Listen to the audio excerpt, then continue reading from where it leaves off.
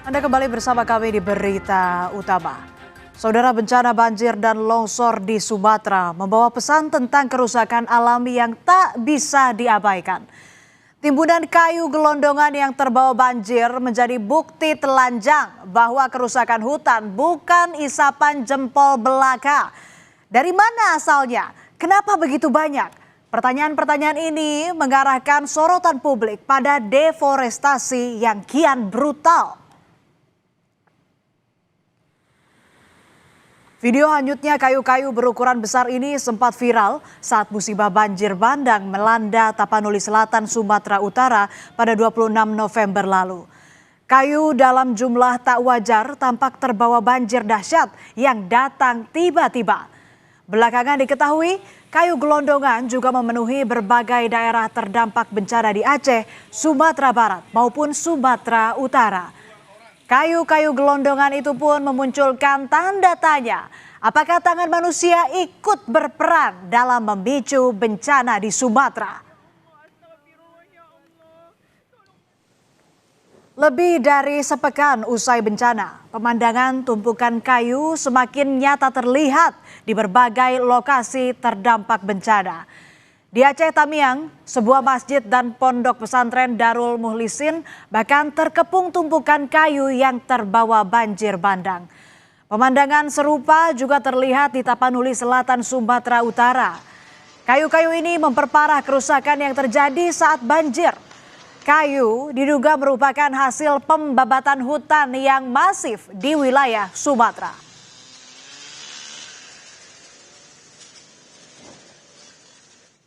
Asal-usul kayu gelondongan yang terbawa banjir dan longsor di Sumatera kini mulai diusut pemerintah.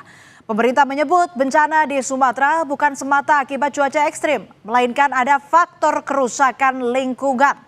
Ada indikasi pelanggaran terkait lingkungan di balik bencana dahsyat yang memporak-porandakan Sumatera.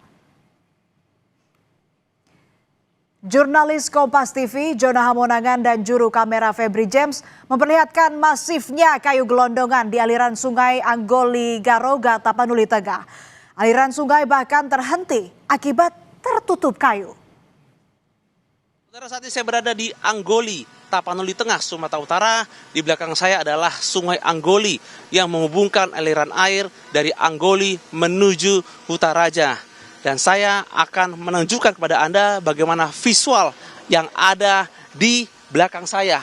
Di mana ini adalah visual gelondongan kayu yang cukup banyak dan viral di media sosial. Ini juga merusakkan akses jembatan, khususnya jembatan Anggoli yang menghubungkan konektivitas dari Tapteng menuju ke Tapsel. Persis di samping saya ini adalah Desa Garoga yang memiliki dampak kerusakan sama, itu adalah gelondongan kayu.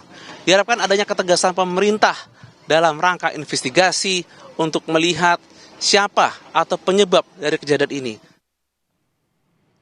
Deforestasi atau hilangnya tutupan hutan dan pembalakan liar diduga kuat menjadi pemicu bencana banjir dan longsor di Sumatera. Kayu-kayu gelondongan menunjukkan adanya indikasi aktivitas pembukaan lahan dan penebangan yang tidak sesuai aturan. Di Tapanuli Selatan, Sumatera Utara, hal ini dibuktikan dengan adanya bekas potongan dan kulit kayu yang tidak terkelupas alami.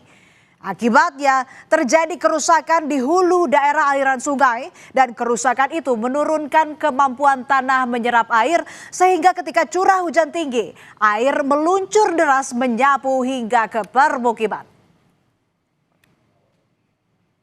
Dalam rapat kerja bersama Komisi 4 DPR RI, Menteri Kehutanan Raja Juli Antoni justru mengklaim angka deforestasi hutan berkurang tahun ini dibandingkan tahun sebelumnya, termasuk 3 wilayah terdampak parah bencana.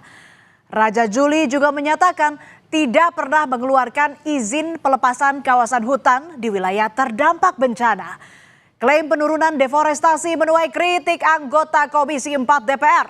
Bahkan mencuat desakan agar Raja Juli mundur dari jabatan Menteri Kehutanan. Saya tidak pernah menerbitkan pelepasan kawasan kecuali satu di luar PSN, yaitu pelepasan kawasan untuk kepentingan IAIN di Kampung Pak Johan di Bima. Di 3 provinsi terdampak 1 jengkal pun ya, saya tidak pernah melakukan pelepasan kawasan di tempat tersebut. Inilah tanggung jawab Pak Menteri. Pak Menteri tidak boleh lempar ke yang terdahulu. Sehingga saya saran Pak Menteri, kalau Pak Menteri nggak mampu mundur aja Pak Menteri. Pak Menteri nggak paham tentang kehutanan. Saudara, permasalahan hutan Sumatera sudah mencuat sejak lama. Zulkifli Hasan saat menjabat sebagai Menteri Kehutanan pernah dicecar oleh aktor Amerika Harrison Ford karena rusaknya hutan di Sumatera. Tepatnya ketika video wawancara Zulhas dengan aktor Hollywood Harrison Ford tentang kondisi hutan di Taman Nasional Tesonilo Riau pada 2013.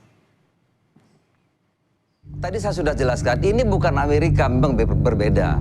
Kami baru mengalami apa yang disebut dengan reformasi. Ya, baru ini. Sekarang orang baru bebas.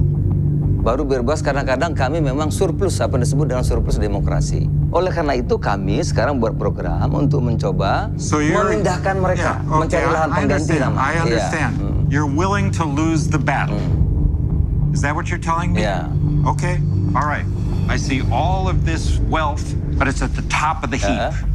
Down at the bottom of the heap, sir, there's inequity, there's illegality, and there's corruption. Thank you for your time. Sama-sama, makasih.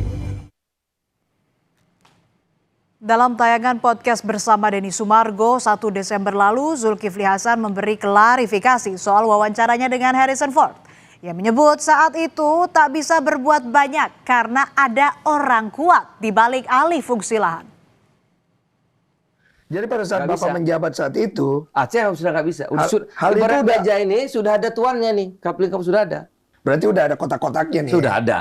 Nih, hampir seluruh Indonesia. udah ada pemilik kuenya nih. Sudah ada. Oke. Sudah ada. Hampir seluruh Indonesia. Oke. Sumatera duluan. Oke. Termasuk Sumatera Barat, Oke. termasuk Sumatera Utara, termasuk Riau. Apa jadi kayak hanya mengawasi aja gitu? Monitor, mengawasi, evaluasi, menegakkan aturan.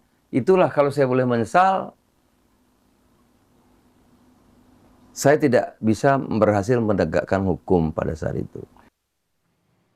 Taman Nasional Tesonilo seharusnya tidak boleh ditanami atau alih fungsi apapun.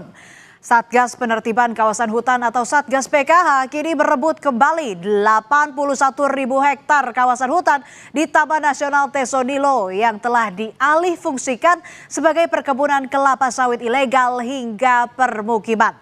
Dari total 81.000 hektar lahan, hanya sekitar 12.000 hektar hutan asli yang tersisa. Sementara 69.000 hektar telah berubah fungsi menjadi perkebunan kelapa sawit ilegal hingga permukiman. Seluruh masuk kawasan hutan sudah kita juga verifikasi, ya, baik itu tidak saja sawit, tanaman lain. Ini juga sedang verifikasi tambang yang masuk kawasan. Tapi perintah di Perpresnya adalah kembalikan kawasan hutan menjadi sesuai apa yang ditetapkan oleh undang-undang. Walhi menyebut kayu-kayu besar yang hanyut bersama banjir adalah bukti pembalakan hebat dan mendesak dilakukan proses hukum terhadap pelanggaran lingkungan. Deforestasi atau hilangnya tutupan hutan di 3 provinsi ini, Aceh, Sumatera Barat, dan Sumatera Utara, kita lihat tingkat deforestasinya masih tinggi, gitu ya. Masih di atas puluhan ribu, 30 sampai 80 ribu dalam 5 tahun belakangan untuk tiap tahunnya. Ini nggak boleh juga sekedar disalahkan sebagai ulah manusia, gitu ya. Tapi ini ulah kapital kalau kita bilang. Nah, kenapa dia? Karena kan kita bisa lihat ya, andai pun masyarakat melakukan aktivitas ilegal, tapi penampung kayunya, tapi siapa penerima manfaat paling besar dalam proses-proses aktivitas ilegal ini? Kita tahu siapa jawabannya. Tentu si pengusaha atau perusahaan-perusahaan yang menampung dari kayu-kayu di hutan alam ini. Bencana boleh datang tiba-tiba, tapi akar masalahnya tidak pernah tiba-tiba. Selama hutan dibuka tanpa kendali, maka potensi bahaya semakin meningkat. Ini menjadi alarm serius bagi semua untuk membenahi kerusakan lingkungan.